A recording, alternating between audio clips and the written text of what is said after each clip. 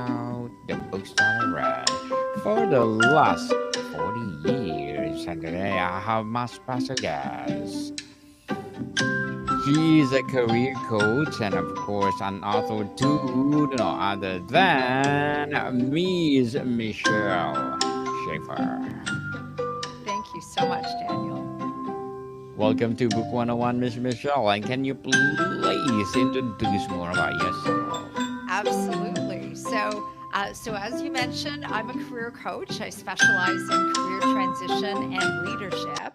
And, it's interesting because I didn't always dream of being a coach. I just became a coach. Certainly, it was through a career transition of my own.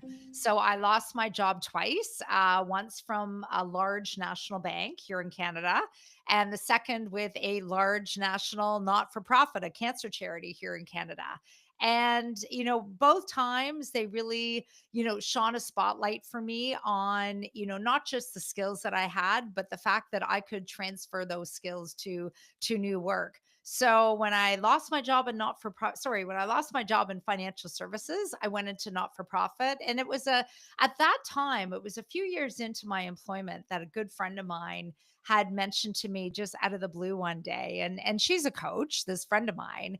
And she said, I never understood why you didn't do this as a career. And at the time, I was really loving my job. I was working with volunteers who all had a connection to the cancer charity and the cancer cause. And I, had successfully negotiated a full time job and a part time so I could be at home with my boys when they were younger. But there was something that stuck in my head about that, even though the timing wasn't right at that time. I kind of had a feeling that maybe the timing would be right at some point down the road.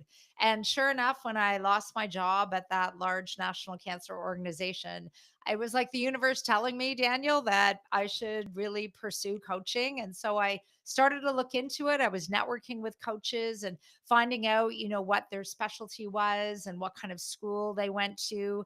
And I realized during that process, I didn't just want to do this off the corner of my desk. I wanted to do this as a full time job. So I started my own practice 10 years ago. And it was only this year that I published a book, all on my experiences with career transition and certainly a lot about the clients that I met along the way and how I've been able to help them. Miss Michelle Schaefer, thank you so much for sharing your knowledge to the world. And let's talk about cultivating career growth. Yeah. The title uses cultivating, implying patience and process. How these fundamentally challenge the common career ladder or leap mentally during transitions.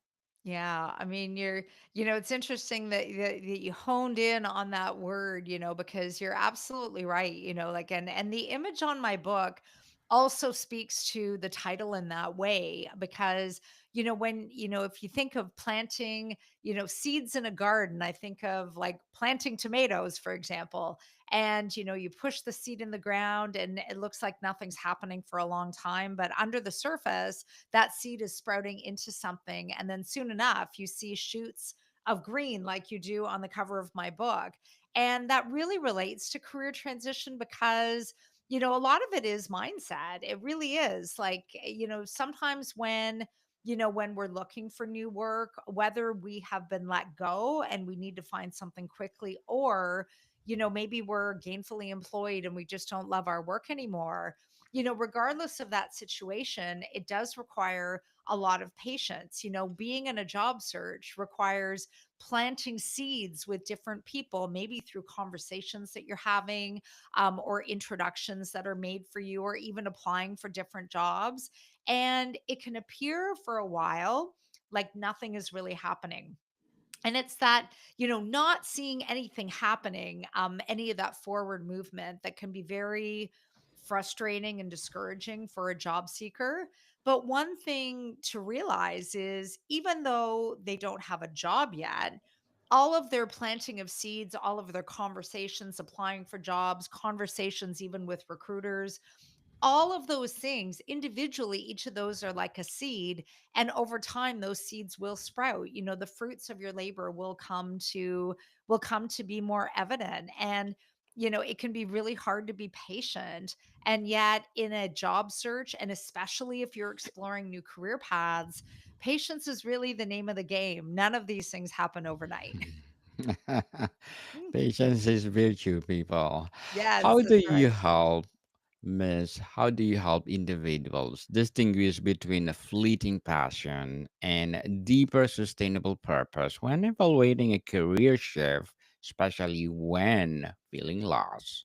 Yeah, yeah, and it's interesting that you mentioned lost, because a number of people, when they come to me and they are interested in learning a little bit more about me and how I can help, oftentimes they're feeling like they don't have a rudder, like they're in a boat and they just don't have any direction. They're feeling quite lost. And sometimes they're doing some things on their own to advance their career search, and it just doesn't seem to be coming together. So, when I'm speaking to individuals, I start with reflection.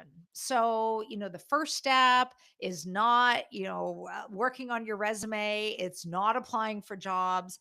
The first step in any career exploration is really to take a step back. I call it hit the pause button.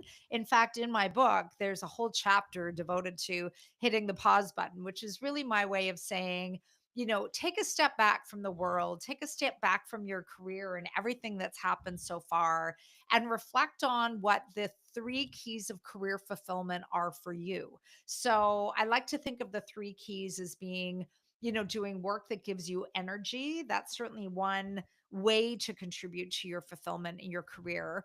A second key to fulfillment is working for an organization that I like to say believes the same things that you believe, which means the values are in line. This organization has a mandate you can get behind. They employ leaders that you can do your best work with. And then the third key is all about your non negotiables or your deal breakers. Like, these are the things, Daniel, that are so deeply important to you, you would walk away from an opportunity if they weren't there.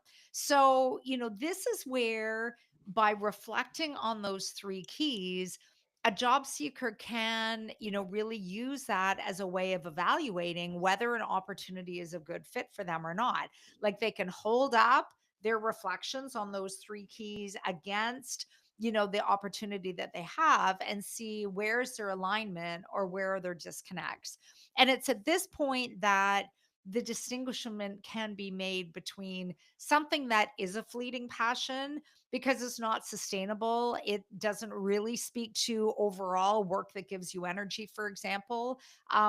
So then the aim is to really look at what is really sustainable. And part of that exploration also comes down to, does this opportunity not only give you a chance to do work that energizes you, but does it, include a minimum of work that drains you? And there might be things that you've done over your career that maybe you've been known for, you can do really well, you're quite skilled at, but these things don't give you energy anymore. And so, when you reflect on all those things, you can see, okay, is this career path like something that is, a spur of the moment? I'm excited about this path, but it's not really something I'd want to do longer term.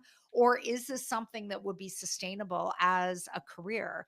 And, for some individuals who fall into the first category, where, they have an idea, but it's not really something maybe that they want to make their whole work, then, you can look at other ways of being able to do those things. Like, maybe it's volunteering, for example, or it's pursuing some education and taking some classes, developing some skills as a way of contributing to that particular activity or that particular path.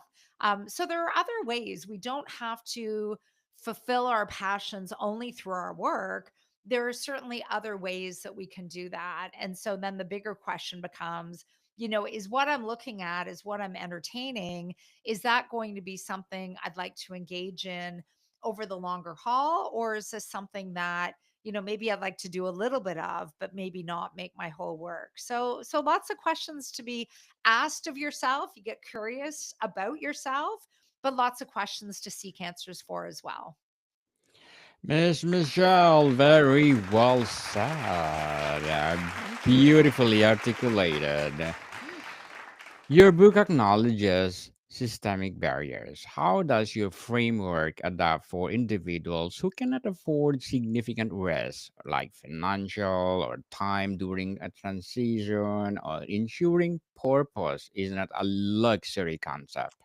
Yeah, that's a really great question. I think you're asking it in a time where in our world right now, there's a lot of career transition. So, certainly in Canada and the US, other places around the world, there's a lot of job loss right now. And, it appears that we're not quite at the end of that line. There probably is going to be more job loss before there's less. And so for individuals who have suddenly lost their job, it wasn't something that they saw coming, it wasn't something that they were prepared for. You're right, like reflecting on your purpose is something that might be considered at that time a little bit more of a luxury. You might not have time to do that reflection. You got to hit the ground running. You got to update your resume and you've got to start looking for work. So, for those individuals, their steps in their career transition might be a little bit different than somebody who maybe they were given a really big severance, for example, and they have a bit more time, or they see that changes are coming. And so they're already preparing for those changes now.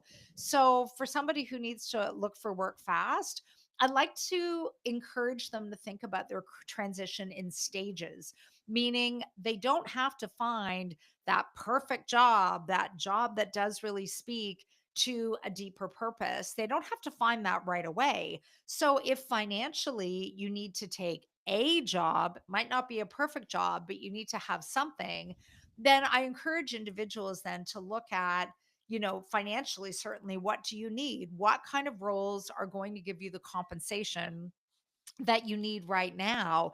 But then the second part of the transition is not just staying there.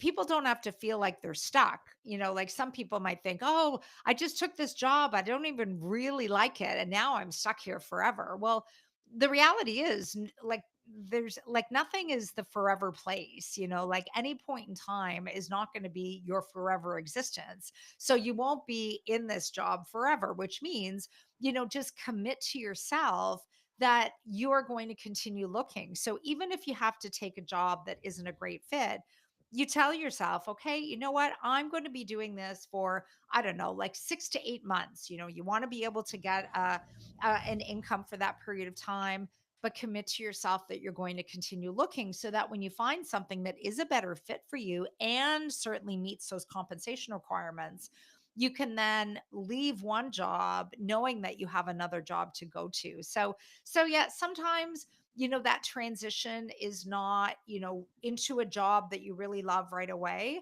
Maybe you take a few pivots and shifts before you get there, and that's okay.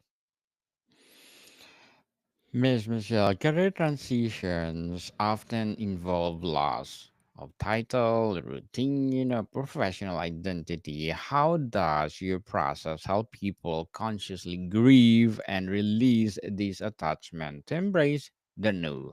Yeah, that's such an excellent question. And it's so true, like the loss is not just of the job, like the loss is partly of yourself, like for especially for some people who have lost a job that maybe they've been doing for a number of years. They've been with this organization for a number of years. I think back to my first job loss, it was with a bank that I was with for 18 years. I mean, that work and that place, like the organization was a part of me. So when there is job loss, there is oftentimes it's accompanied by a loss of identity, wondering, okay, well, how do I define myself now, if I don't have my work to rely on? It's also the loss of Gosh, there's so many losses, really. It was the loss of relationships, like the people that you worked Yes. with that, maybe you were close to. You might feel like you don't have access to those anymore. It's a loss of routine. When you go to work every day, there's a routine. Like maybe you have phone calls to make and meetings to attend and reports to write and, all of those different things. Well, when you lose your job, the routine also changes and the way that we go through our day also changes. So, it's really important, I think, as a first step to acknowledge that there is loss on multiple levels. And for some individuals who have lost their job, they just need time. And I recommend for people, don't dive into a job search right away as soon as you experience job loss. Like take a beat, like take some time for yourself, do some things that are really important to you, things that feed your soul, as a way of processing this loss.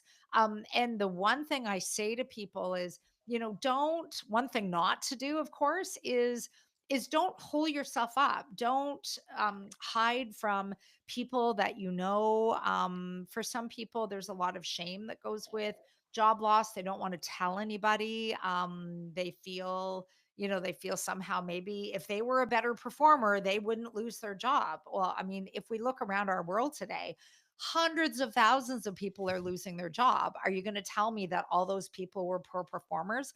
Of course not. Like these are business decisions. So recognize that there is loss. Do what you need to do to have time for yourself, to seek out support. It's a good way to process that. And in my book, I have a whole chapter that is all about navigating the hard emotions. Loss and grief are certainly one of those, because oftentimes people will go through the like similar stages of grief, almost as if you lost a loved one. Now, of course, we can never compare those two, but the stages are quite similar. Like there might be anger at the company. How could they do this to you? You were so loyal to them. There might be denial, like, okay, yeah, this didn't happen. Like they're going to call me back tomorrow and they're going to give me my job back. They're going to recognize that they made a mistake. So there might be some denial. There's certainly sadness that goes with it. Sad that you won't see the people that you really enjoyed working with, sad that you won't get to do a job that maybe you really enjoyed. So, those all of those stages are quite similar, like moving right to acceptance. Eventually, you get to a place where you accept what's happened. You recognize that it's not a personal decision, it was a business decision, especially in the case of restructuring. And when you can acknowledge and accept it for what it is, a business decision, it just helps you move along the continuum that much faster.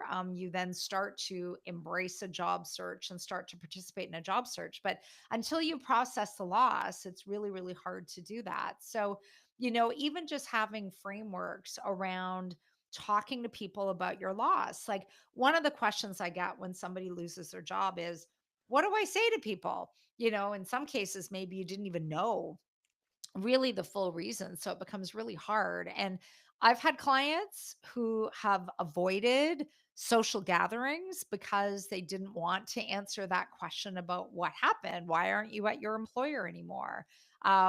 So I like to talk about sharing your the story of your departure, your leave story, in three parts, which I find helps people work through some of that grief and loss, because it really articulates that person's value. So like the three parts are, why did you leave? Basically the facts around your departure, which could be as simple as, my company went through a large scale restructuring and a business decision was made to eliminate my position. There we go. That's the fact. But then what you follow it up with is golden, because what you follow it with immediately next is something that you really loved about your job, or maybe it's a result that you were behind that you're really proud of. And so then you share that next. And that's a really great way to help the listener understand it wasn't a performance decision, but also it helps that person connect to their value. Because just because you lose your job, it doesn't mean that all the things that you've done before that they cease to exist just because your job ceases to exist. That's not the case. So, I really believe in helping people reconnect with what they've done that has been really positive, and sharing that as part of their leave story, because especially in the context of an interview, now you're actually giving the company a good way of understanding how you can contribute to their challenges and their issues, just simply as a way of telling your leave story. So, yeah, there's lots tangled up in that, Daniel, and some clients move through those stages very swiftly, and others, especially if there's a deep sense of loyalty to the organization, thinking, oh, like I gave up vacations for this company, or like I sacrificed my evenings and worked overtime for this company, how dare they do this to me. When there's that sense of loyalty, it makes it really hard to move through, and that's where working with a coach can be really helpful to just unpack and process that loss. Yes, indeed. Let it go, people. Let it go. And very well said, Miss Michelle. Very well said. Beautifully articulated. As a coach and as a career coach and an author, what are your short-term and long-term goals? Mm, that's a good question too. You've got all the great questions today. So on the short term, one thing that is a big priority of mine is being able to support people who are experiencing grief and loss through job loss immediately, and there is job loss all around. Like, even today I found out two local radio stations in Ottawa, and these are two of my favorites actually. They let go pretty much their whole staff within the Wow. last 24 hours. So I want to be able to support those individuals, be available to support people, and certainly that's one of the reasons I wrote my book. I want people to have a roadmap and a plan to navigate these losses and know what to do. So in the short term, that's what I'm doing. I just actually launched an online course, and that is meant to be. I call it Job Search Jumpstart, and it's really meant for these individuals who have experienced loss and need to find work really quickly, because it goes through all of the reflection, putting together a job search plan. How do you update your resume, prepare for interviews, do networking, all of those kind of things. So in the short term, I want to continue to promote my course and make that available to as many people as possible. Over the longer haul, I would like to launch another course. Certainly, I can see there might be a series. My partner thinks I've got another book in me. So maybe that's something on the horizon. You just never know. And really just, continuing to, get the word out for people that if you've lost your job or you're experiencing a new, like looking for a new path, that you are not alone. In fact, looking for work is not meant to be a solo activity. It's really meant to have support and have people around you. So over the longer term, I really want to continue furthering that message and reaching more people with that and being able to support them in their job search. There certainly, this year has been an exciting year because I launched my book and launched this course, and been definitely love joining you, being a guest on your show and being able to talk about my book and things like that. And I've had to make adjustments to my business, in terms of being able to communicate with people in a more efficient way, and everything that goes with building a platform for a course, and all of those things were this year. And I don't know, Daniel, if you approach every new year with a word in mind, kind of like a word of the year. This is something that I've done for the last few years. And my word this year is germinate, because last year there were lots of investments like in my business, in my coaching. And so I see this year is like back to the cover of my book, right? Those green shoots, starting to see the fruits of your labor. And so that's what I'm hoping to experience in 2025 for me. Good luck to your goals, Miss Michelle. And likewise, we have the same goals to Ah, germinate. excellent. Lots of synergy, things in common. Yes, germinate indeed. And what will be your piece of advice for those people out there who want to be a career coach and an author like you? Oh, wow. I'd say, just do it. Actually, that's my big advice because, sometimes we can sit on these things and think, "Oh, I can't do that," or it seems like a lofty thing like writing a book. It seems out of your realm of possibility sometimes. And, so I guess my main message is if this is something that you want to explore, I mean, first of all, do your research. I mean, I did my research before I became a coach. I talked to other coaches, I investigated other schools, and certainly before I wrote this book, I was talking to, I landed on the publisher that I wanted to work with, but I did, talk to other people, I even checked their references and, all of those things. So, do your research, gather information, and then you can make decisions from an informed place and, follow that path. If this is something that gives you energy, then do it because life is too short to have regrets. And as hard as it's been to write a book, or I mean, because it took a whole year. It was not easy to do that. And yet I'm incredibly proud of it. It is, it certainly is a resource now for job seekers where maybe they didn't feel like they had any support or resources. So I'm glad that it can be that for a lot of people. And it's something that it was a learning experience. I learned so much. I developed new skills. Like, I still, it's funny when when I heard you introduce me as an author, I still kind of do this checking behind me, like, okay, he's talking about somebody else. Oh, no, no. He's talking about me. Okay. I'm still accepting it. It's still almost, a little bit foreign, it's still pretty new. And yet, I wouldn't have it any other way. I'm really glad that I did this, even though it was hard. And I think it just proved to me, I can do uncomfortable things and still be okay. And for anybody else, I'd encourage actually if you are thinking of becoming an author and wonder if this is for you, I mean, reach out to me over LinkedIn, email me, like reach out to me over my website, and I'd be happy to have some time with you.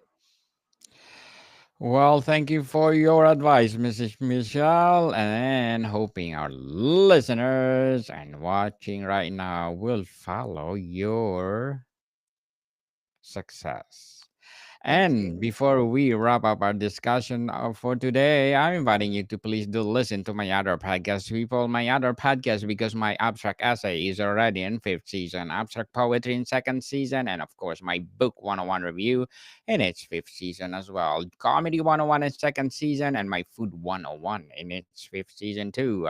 Geography 101 in fourth season, and my baby podcast, Mental Health 101 and Law 101. Love Letters in third season. Movie 101 review and music 101 in fourth season, and science 101 and sex 101 in its first season. Please listen to them wherever you listen your podcast. Miss Michelle, if someone successfully integrates your principles, what internal transformation should they experience regarding their relationship with work and their ability to navigate future transition Yeah. with the work? I mean, I love the word choice of transformation because, I'm certainly hoping that when individuals read my book that they do experience that transformation. And when I say transformation, it doesn't mean, like a cloud of purple smoke is going to surround you and all of a sudden you're going to emerge as somebody new. It is that shift inside. And, like some of the transformations that I have experience with clients who I've been working with are, the transformation between hating your job and finding something that you really love and enjoy that really fits for you. So that's one kind of transformation. I mean, the other kind of transformation is that self-awareness, that awareness of really knowing what kind of work energizes you, what is the kind of company you want to work with, and what are those firm deal breakers that would cause you to walk away from an opportunity if they weren't there. That's an internal shift as well, and I see clients experience that, just knowing more, because some of the clients I've worked with, maybe, like, I don't hear from them maybe for a year or 2 years, and then they come back to me because they've lost their job again. Their company has gone through another restructure and they're back looking for work. But the neat thing is that they've learned something because they are more aware. They're able to take those lessons, and it just makes that shift into new work that much shorter because they know so much and they've really picked up on those lessons. So I would hope for anybody reading my book that anyone or maybe several of those transformations are possible. And I think it's like anything, when we're open to learning new things, to trying new approaches, then that kind of change can be possible. Miss Michelle Schafer, thank you so much for sharing your knowledge and wisdom to the world. So, can you please invite our listeners to support your book as well as your advocacy to the world? Yes. Yeah. I mean, I'm hoping that, again, like, you can look for me on LinkedIn, you can connect with me and follow me. Certainly consult my website. It's mschafercoaching.ca. You can get a free chapter of my book as well as purchase the whole book. And you can access my online course on the resources tab as well. So lots of great stuff just waiting for you to explore. Yes, people, let's support Miss Michelle Schafer because if you support her, more and more and more empowering books to come, more and more empowering coaching to come, and for sure, more and more empowering courses to come. So, Miss Michelle, thank you so much for your time. Thank you for having me. More to come, people. See you soon.